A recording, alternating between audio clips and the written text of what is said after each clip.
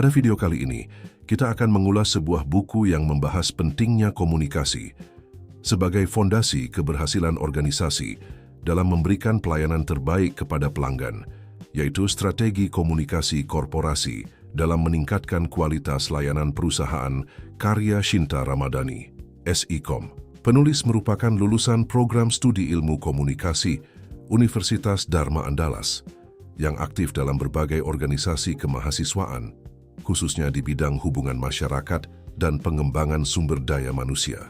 Latar belakang akademik tersebut memberikan perspektif yang kuat dalam menjelaskan bagaimana komunikasi menjadi faktor penting dalam membangun hubungan yang harmonis antara perusahaan dan para pemangku kepentingan. Buku ini terdiri atas 5 bab yang disusun secara sistematis, dimulai dari konsep dasar strategi komunikasi hingga implementasinya dalam meningkatkan kualitas pelayanan perusahaan. Pada bab pertama, pembaca diperkenalkan pada konsep strategi komunikasi beserta peran komunikasi krisis dalam menjaga stabilitas organisasi ketika menghadapi berbagai tantangan. Pembahasan ini menunjukkan bahwa komunikasi bukan hanya sarana penyampaian informasi, tetapi juga instrumen strategis untuk membangun kepercayaan dan menjaga reputasi perusahaan. Bab kedua membahas konsep dasar keluhan pelanggan. Penulis menjelaskan definisi keluhan, penyebab munculnya keluhan, berbagai jenis keluhan pelanggan, hingga langkah-langkah yang dapat dilakukan perusahaan untuk menanganinya secara efektif. Melalui pembahasan tersebut, pembaca memahami bahwa setiap keluhan merupakan masukan berharga yang dapat digunakan untuk memperbaiki kualitas layanan dan meningkatkan kepuasan pelanggan. Selanjutnya, buku membahas citra perusahaan sebagai aset yang sangat penting bagi keberlangsungan organisasi.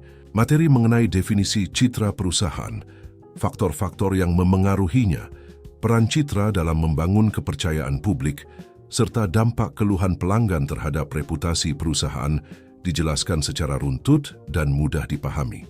Pembaca diajak memahami bahwa kualitas komunikasi yang baik akan berpengaruh langsung terhadap persepsi masyarakat terhadap sebuah perusahaan. Bab berikutnya menjadi inti pembahasan buku, yaitu implementasi strategi komunikasi pada korporat.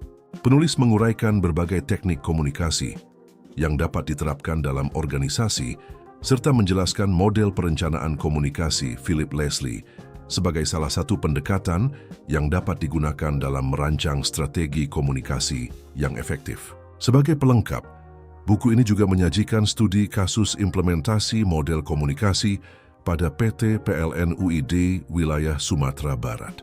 Kehadiran studi kasus tersebut memberikan gambaran nyata mengenai penerapan teori komunikasi dalam lingkungan kerja sehingga pembaca lebih mudah memahami hubungan antara konsep dan praktik.